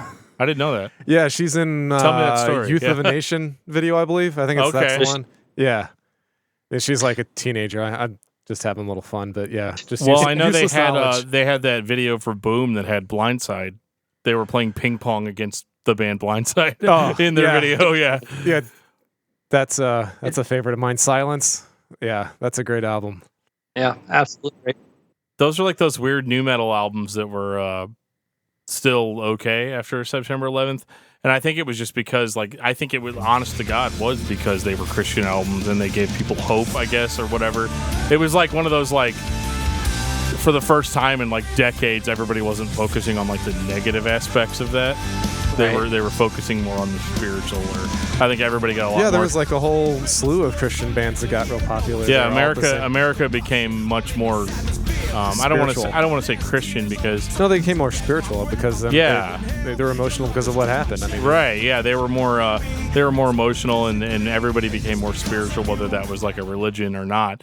I think they heard kind of hopeful lyrics and kind of almost like starry-eyed, because the downside to all of that, I guess, would be like where America is now, which we're not going to go into too much, but because you had all those people that were like really spiritual, but like now in 2017, all the bad aspects of religion are coming out, of the racism and the homophobia and the all that stuff has become like the pinnacle of what people don't want.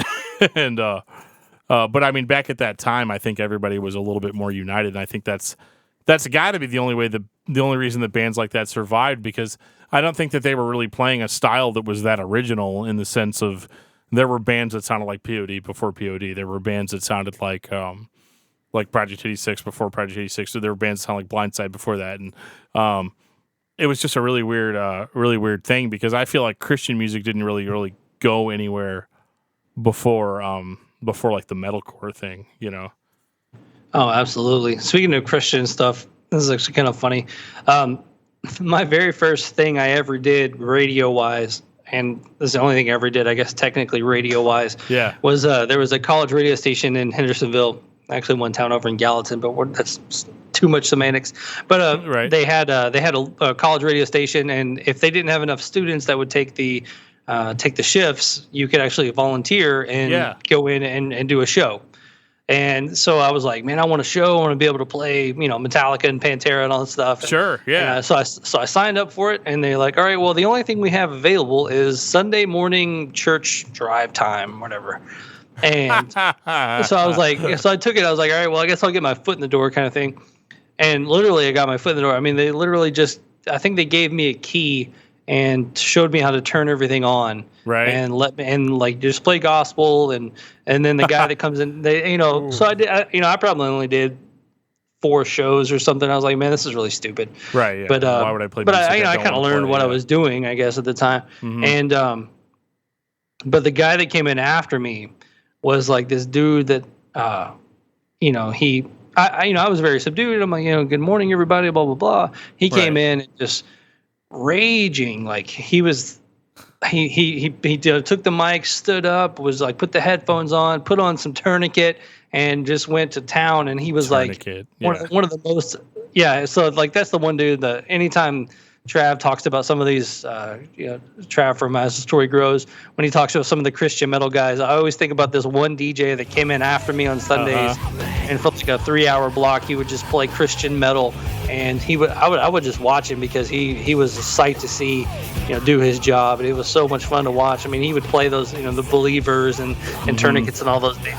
That's my reference point to Christian metal, is that guy. Yeah, well, that's a good reference point to have, honestly, because that was kind of what was considered the golden era of Christian metal music, because it had kind of reached a point where it wasn't trying to sound like the hair metal bands that were popular at the time. It was actually, you look at a band like Believer, and it's almost hard to believe that that's even like a Christian metal band, because they were so extreme, like for their time period. And I'm going to try to jump off this train as quick as I can, because we always derail into the Christian metal stuff. But me and my friend Buddy, who has been on a few episodes, he's actually going to be on tomorrow night too. Him and I ran it. We did the same thing. It was a college radio station in St. Louis. It was a show called The Fast Lane, and all we played was Christian metal.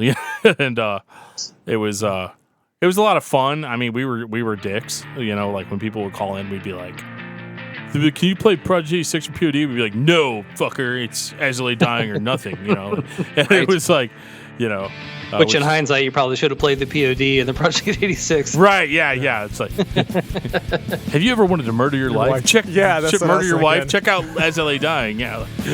You got to fully express your hatred of Pantera while doing that. Hey man, do you guys play Pantera?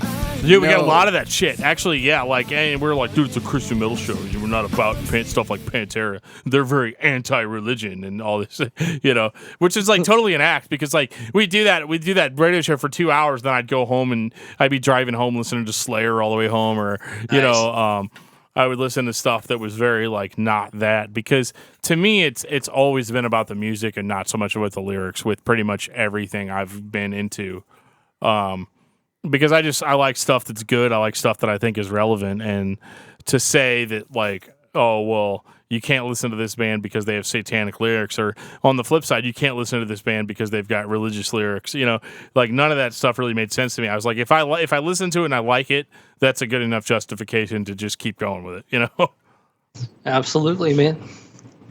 How about we do everybody's favorite new metal band? Oh shit! Look at you trying to stay on topic. I know. I'm trying to. He's bringing it back. All right, I think I'm gonna have a tie. Okay. Okay, you set the rules and say pick a favorite, but now you got a tie. What the fuck is that? Yeah, all right, Flaw. Then I won't say. You like Flaw? Yeah, I still love Flaw. That first album, man. If it was a tape, I probably would have had to buy it 6 times if it wasn't it. But I was a CD guy. But yeah, I loved that thing. Listen to it over and over and over and over again. What's funny about Flaw is they're from here. They're from Louisville. Yeah. And they, my wife is from Louisville, and Primer was technically a Louisville band. Like they were, sorry to bring it back around to Primer, but what Primer did was Primer was signed out of Memphis. Okay. And Bobby was from the Louisville area. So basically when he got signed, he moved the band to Louisville. So they kind of came in town as a signed band. They were never had a local following. They were never the local heroes. Right. Flaw, on the other hand, local heroes. Like they, over the years, even if it was just Chris Voles and a couple of dudes playing as Flaw, they would still sell 300-400 tickets. It's always been like that. It's crazy. And they, even when I first moved up here, I'm like, yeah, I played in Primer. Like, oh yeah, but do you know Flaw? It's always been one of those things. I actually ended up playing a little bit with Jay Daunt in another band after Primer and Flaw both broke up a while back, and then I actually ended up playing in another band I tried out for a band with Ryan, their bass player, when he was playing guitar in another band with a couple of dudes from 40 Below Summer, But yeah, Flaw around here, they cannot do anything wrong. Yeah, that's kind of like the Urge in St. Louis. Everybody loves the shit out of the Urge in St. Louis. Yeah. Actually, I played a couple of shows with the Urge. That's funny. That's funny you said that. It's funny because they always would play with all these heavy bands. Yeah. And then, I remember reading with brass on. Or I was listening to The Point recently. Not recently, like maybe. When I say recently, I mean within the last 3 years. And I listened to this interview with the Urge where they're like, yeah, so we went on tour with like Deftones or something, and everybody would listen to, or they went on tour with Slipknot at one point too, and he's like, yeah, all these metalheads are standing there watching us play with our horns and our shit, and they were like, yeah, they'd come out at the end of the show and be like, you guys are actually a really good band. Really weird. I remember I saw a festival poster, or maybe like a radio show poster or something for St. Louis. Same thing within the last couple of years, and the Urge was really high up on it, like above established bands, and I was like, yeah, that sounds about right. Yeah, that's St. Louis, man. Like we watch blues games, we eat Emo's pizza, and we watch and we wait for the Urge to come back. Yeah, it's not far from that, because there's been multiple times that they've played Point Fest, which is kind of like the big local venue for like a summer music show, and they're always on the headlining stage, and they're normally one of the 3 last bands, even if they'll be playing at, like you said, they'll be playing against bands that should be much higher billed, and it's always been that way, and it probably will continue to be that way. Well, a few years ago, I think Bush headlined Point Fest, and the Urge went on and played right before Bush, 2/3 of the crowd left. Everybody left. Yeah, after the Urge was done playing, it was like, holy shit! Could you not feel like you're more in St. Louis? We got to see Cake. We got to see Chevelle. Everybody loved Cake. And then the Urge came on, and I'm thinking, really, Bush is going to go on after the Urge. The Urge played. It had been the first time in almost a decade since they played, and it was them coming back to be a band again, full time. Wow. Blew everybody away. And then 2/3 of the building leaves. That's awesome. And I'm like, I feel really sorry for Bush for making that choice, or for their publicist that made that choice for them. Yeah, our other host, Josh, he's like one of the biggest, most sold out Bush fans ever. He was telling me about that. He was like, it's just bullshit, man. And I was like, dude, that's St. Louis, man. We tried to play hardcore in St. Louis, and we would play with bands that were 10 years past their expiration date, and everybody was going fucking crazy over them. It's just it's a really hard town to break out of, and it's just St. Louis is it's very unique in that you can come to St. Louis and it be kind of like a time capsule. Yeah, or you can watch They Might Be Giants here, and you'll see one of the biggest mosh pits you've ever seen in your life. Right, They Might Be Giants show, and I'm not kidding. I saw probably 10,000 people going crazy for They Might Be Giants, and I'm like, that's bizarre. That's crazy. So, what is the love in St. Louis for Story of the Year? Oh, that's another one. Yeah, that's right there with the Urge. I remember them as Big Blue Monkey. That was Story of the Year. Yeah. And they were just another local band. As far as I was concerned, every time I would go see a show in St. Louis, Big Blue Monkey was there. Yeah. And they made huge waves in St. Louis, because I think what it really boils down to cement their popularity in St. Louis, because they weren't playing new metal. Actually, Big Blue Monkey was. I don't know if anybody. Big Blue Monkey was. Yeah, I don't know if anybody in Story of the Year now would admit to that, but that's what they were. But when they became Story of the Year and they kind of jumped on that pop punk emo thing that they did. I think what really went far with St. Louis people was the fact that they filmed their video for their biggest single at the Creepy Crawl. I think that was really big for them, because we'd all been to the Crawl. We'd all, if you've ever been in a band in St. Louis, you've played at the Creepy Crawl 5-6 times. They're not even that. It doesn't even exist anymore. It's gone. But I think they're one of those bands too that they kind of wore St. Louis on their sleeves too. It's not like they ever were like, they did move to California for a minute, to get signed. Oh yeah. But even at that point, they were still, we're from St. Louis, no matter. They don't call it Page Avenue. So that's a big street here in St. Louis. People from St. Louis are very proud that you're here, that you're from here, that we're from here. I mean, even we say it. I'm not proud of the music scene necessarily, but we have no problem throwing out the STL name. When we do our podcast, we're just like, yeah, we're from St. Louis. Like when we went and saw American Standards this week, we were just like, yeah, we drove from St. Louis to see you guys, and everybody's like, am I supposed to be impressed by that? Hell yeah, you are. The straight shot. Hell yeah, home of the Blues. It didn't go so well this year, but fuck yeah, we're the team that goes to. We're the team that goes to the playoffs every year and loses in the first round. Yeah, oh man, have an amazing season up to that point, and then you get to the playoffs, and it's like, how do you? Oh, never mind. I'll give you my last, because like I said, we traded out shows a lot with Big Blue Monkey, and even Adam was in that band Low Cash. So we traded out shows with those guys too, and we would play with them in St. Louis, they would play with us in Nashville and things like that. And so.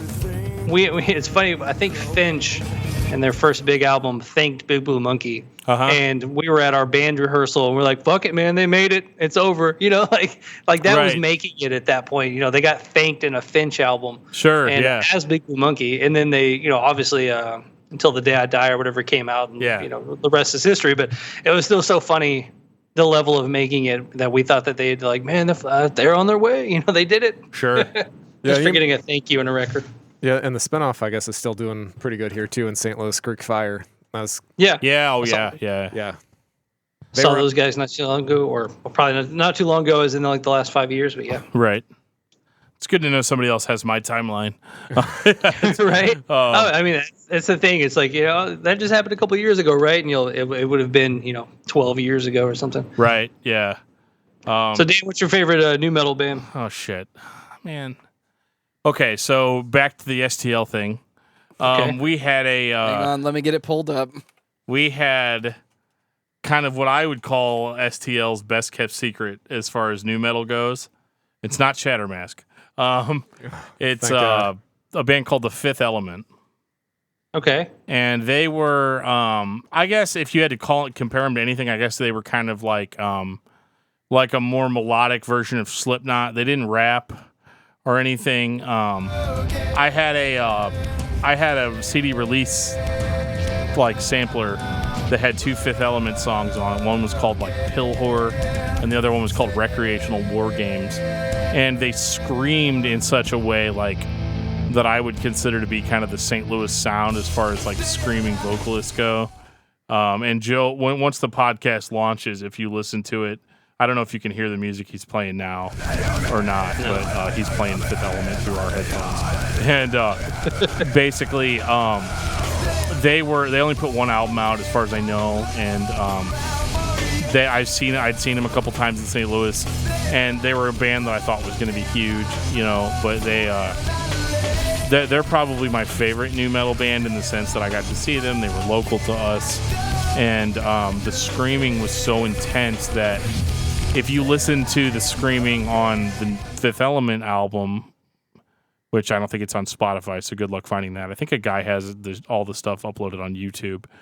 But when I started becoming a screaming vocalist, I borrowed heavily from what this guy had done, and because that's the whole thing, right? If you're going to be in a successful band, it's not that everybody loves how original you are, but it's right. Not that you're original. You just borrowed something from a band that no one had heard before, and that was me 100%. I loved the Fifth Element. I still listen to their album to this day, and they unfortunately just never went anywhere. But they were my favorite of that style. They had turntables and everything. They didn't really rap, but they had that whole sound, like the funky bass and the clean vocals and the screaming and the mix and all that. And it's just a good cocktail for me. Yeah. There you go. Yeah, that's good stuff, man. I wonder if that was the same turntablist from that band Low Cash that was in with Adam. Yeah, I don't know. It's interesting. I don't know how many turntablists you guys had in St. Louis running around.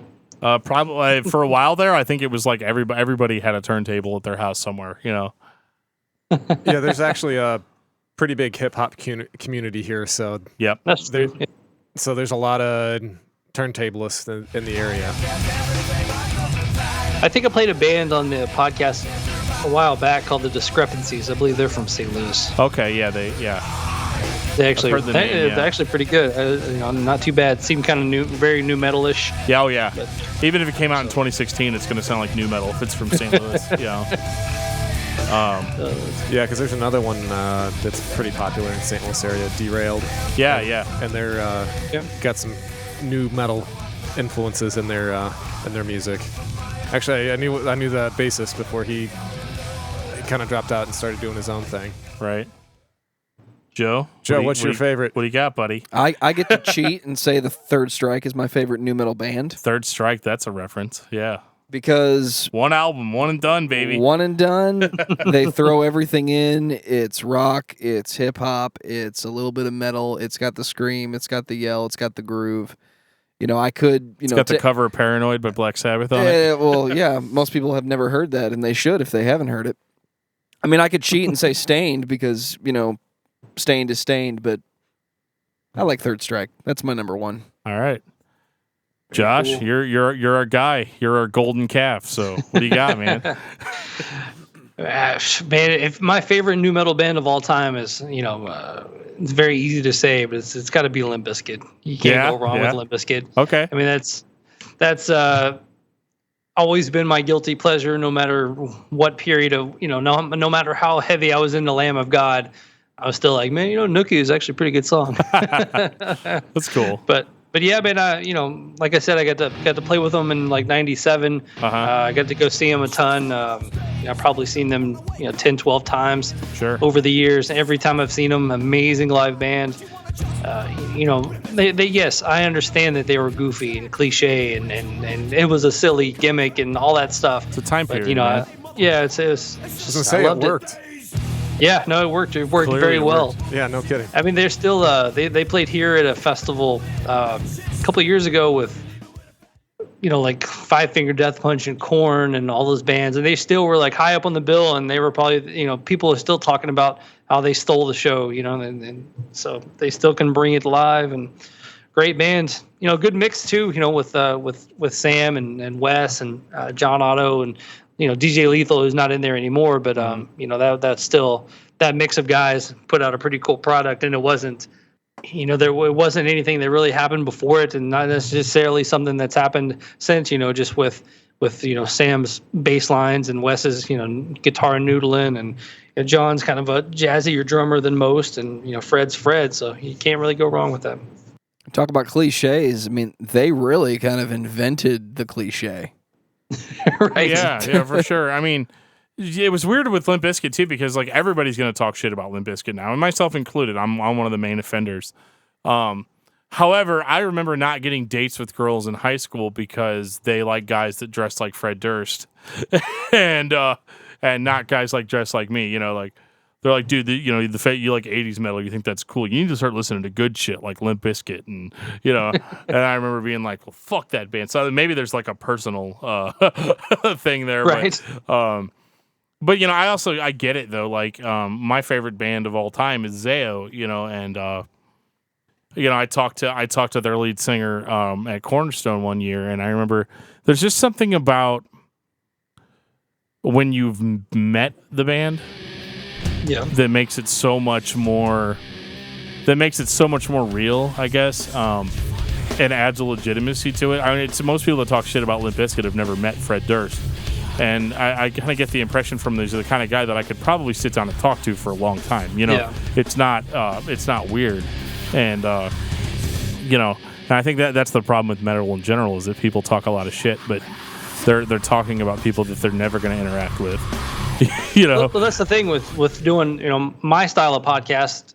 I guess yours too, but where you have guests on from bands and you walk away, you're like, do I really like this band or do I really like that person? And they just win me over. Because even, back we were talking about ICP, but I had the dudes from Twisted on. Yeah. And not something I would ever really listen to, but to get into it and to interview the guy, I listened to the album a few times, and that was when I had the co-host Mike. Yeah. And he has no business listening to a Twisted album. Sure. And we both kind of like, man, this is actually really good, right? And we're like, I think so. I think it's really good. They're really nice guys, yeah. Yeah, then we talked to him, and it was a fun interview, and it was, it got picked up by a bunch of those Fago lovers kind of sites, and it's one of my biggest episodes out there, so I'm like, well, maybe it is a good album, and it's so funny. I know what you're talking about when you meet the guy.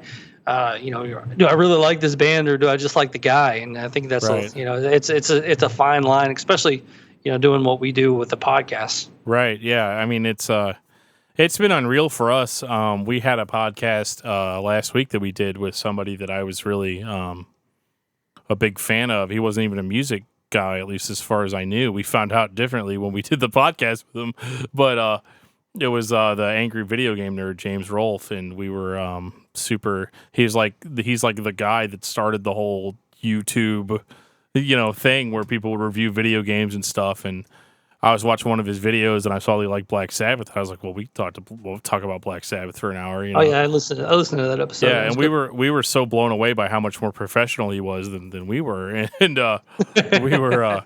I really tried to push the fanboy down as much as I could, because I always worried that, like, I mean, I've never been the kind of guy that's like, oh my God, do you know who you are? But it's when he Skyped into us, we were like, I literally was almost in this mode where I was like, hey, you remember when you did that video game nerd video? Yeah, it was so awesome, It's so great that you did that, And we, like, it's so funny too, because if you listen to that episode, that guy kept us on topic.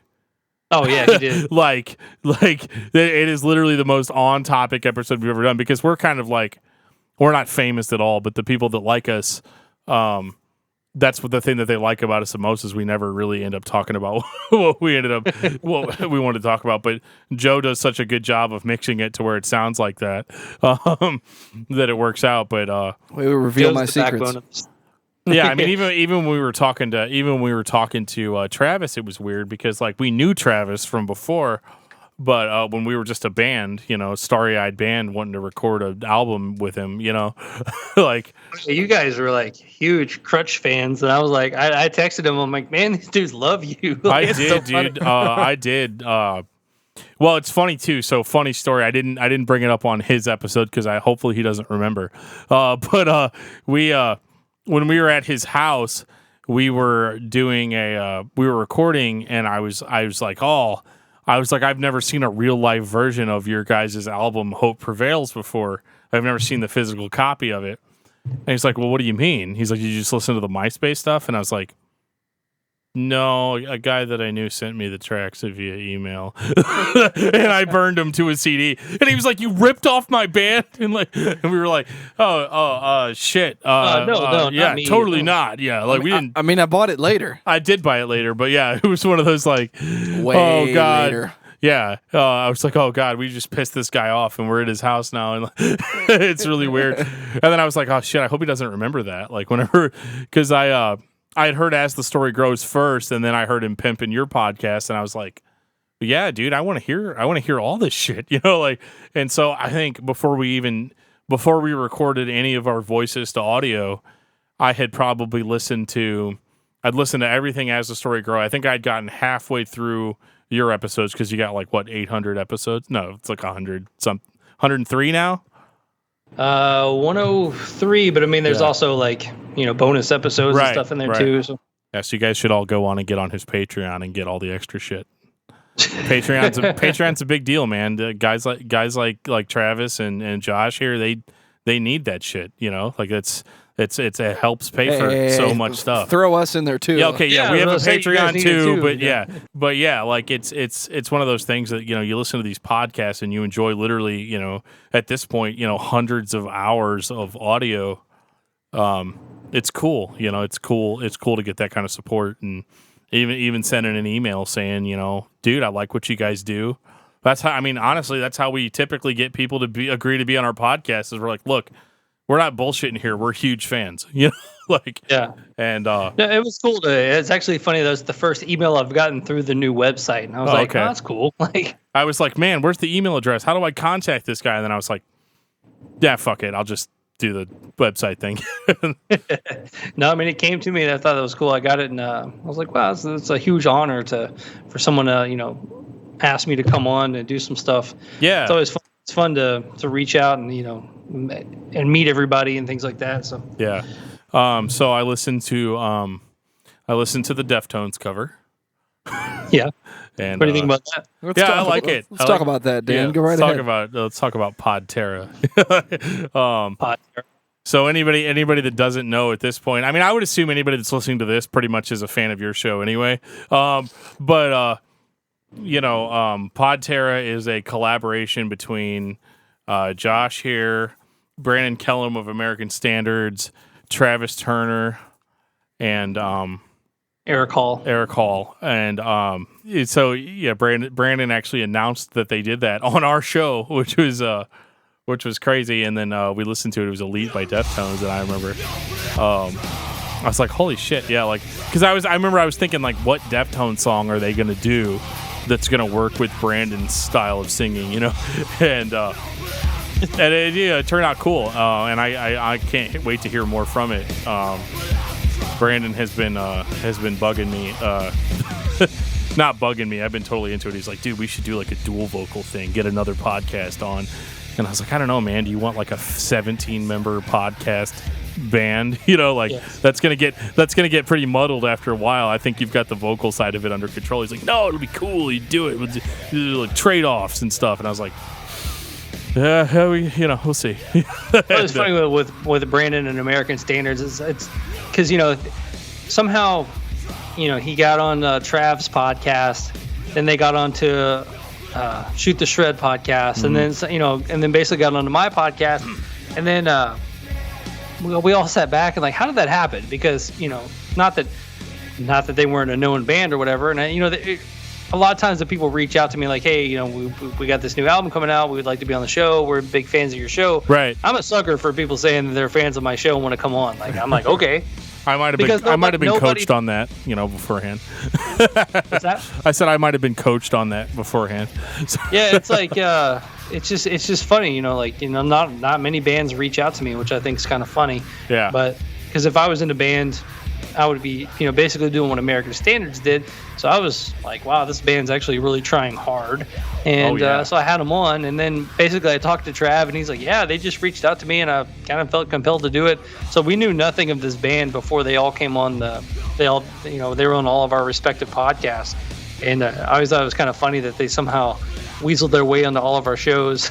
Right, yeah. We were sitting in a movie theater watching a movie, or starting to watch a movie, and Joe says, like, dude, we just got this tweet from this band called American Standards. He wants to be on our show. And we were like, okay, because we were like, and that was whenever we developed this idea of, okay, from here on out, if we have somebody on the podcast that's from a band, we're going to talk about another band that they nice. Like, and we're going to go from there, because there's so many podcasts that exist now where it's like, how did your band start? Do you have any cool stories? What was it like working with X producer? What was it like? Blah blah blah blah blah blah blah. Dude, it's 2017. We live in a world where you can pull all that shit up on Wikipedia. Yeah. You can pull all that shit up on a Google search. Pulling a podcast. So it's like, we want to hear what Brandon Kellum of American Standards thinks of this. We want to hear what Travis Turner thinks of Death. We want to hear what Josh Toomey thinks of Pantera. I mean, nu metal. We will eventually. I will swallow my pride, and I will send that email that's like, bring it on. Yeah, or I'll probably text you, since I can just do that now. But it's like, hey man, it's time. We're gonna do the fucking Pantera episode, and maybe that'll be the one I'm absent for, and like, you guys just talk. That'd be really cool. I'd love to listen to that. Listen to my own podcast without me on it. That'd be awesome. We tried that once, and it didn't work. I'm going on my honeymoon in a couple of weeks, and I've been trying to bank a couple episodes and stuff like that. And I was thinking, some friends of mine, the Cobras and Fire podcast, they're pretty cool. They'll just, discussion podcast. They play songs. Uh-huh. But they do a thing called Podcast Takeover, where this other guy comes on and plays like 10 of his favorite songs. They've probably done 3 or 4 episodes like that. And I was like, I reached out to him. I'm like, I got this idea. I was like, you guys want to host a Talk Toomey while I'm on my honeymoon? And they're like, so I think I'm gonna have them do a hosted Talk Toomey. Send them all my bumpers and show stuff. And she's okay with that? What's that? And she's gonna be okay with that? Who? My wife? Yeah. Yeah, because I'll be on my honeymoon. They're gonna do the show. Okay, I gotcha. Okay. Yeah, let them do an episode while I'm gone. So that'd be cool. We'll see. It'd be fun. I would like to hear. I think they'd have fun with it. Yeah, for sure.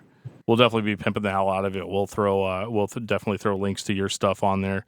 If there's anybody that listens to our show that hasn't heard your show already, we definitely want to get. Yeah, I mean, that's that was how I was when I played music. It was all about trading shows and shit like that. So I carry that over.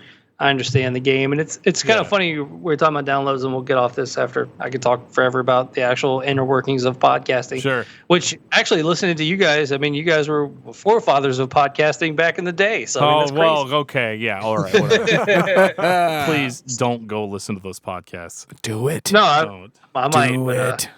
No, I mean either way. I mean, you guys were, you guys were light years ahead of me even thinking of a podcast. I mean, I was never an iPod person. So, well, I'm gonna jump off here, gentlemen. Yeah, cool, man. We really appreciate you, and we'll definitely stay in touch. It was a ton of fun. Yeah, just tag me in all the stuff, and I'll post it and all that crap, or you can text it to me or whatever we need to do, man. Yeah, that's cool. Awesome. And no joke, man, if you ever need help with anything like editing or stuff like that, just let me know. I will. Yeah. Can't pay you, but I'll definitely let you know. Yeah, can't charge him. He's an editing Don't know genius. where you live. Yeah. So, all right, man. Well, you have yourself a good night, and we hope you enjoy your honeymoon. Absolutely. Talk to you guys soon. All right, see you. Take care. Thanks.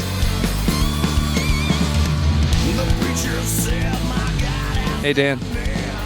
You just had a conversation with Josh Toomey. What do you think about that? I think it was awesome.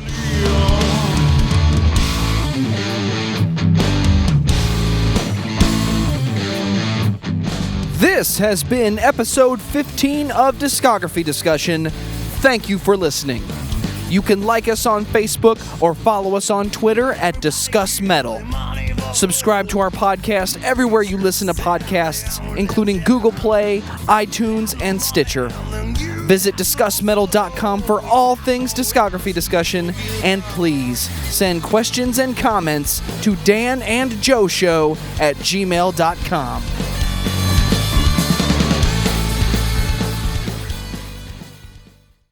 Well, what does James Rolfe think about Black Sabbath? And not only was he like a Black Sabbath fan, he was like a Black Sabbath fan. Like I had no idea. He had like alternate. I liked his alternate sequencing of the album 13, and I'm like, yeah, this dude's. Yeah, he was definitely a fan. Yeah, for sure. So, Hey Josh, remember that time you were in Primer 55? Yeah. It was awesome. That was awesome.